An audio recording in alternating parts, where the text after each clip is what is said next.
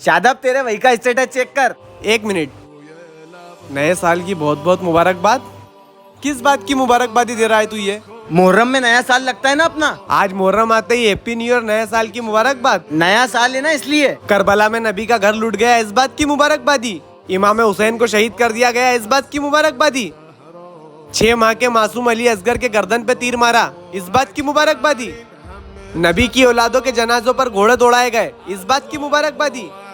नबी के घर की बेटियों को बेपर्दा कर दिया गया और उनके कानों से बालियां खींच ली गई, इस बात की मुबारकबादी।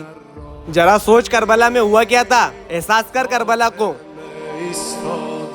भाई डिलीट कर दिया। इमाम हुसैन ने फरमाया, अगर तुम्हें दुनिया में शिद्दत से गम मिले तो मेरे गम को याद कर लेना, तुम्हारे गमों का वजन कम हो जाएगा। ये गमे हुसैन है भाई।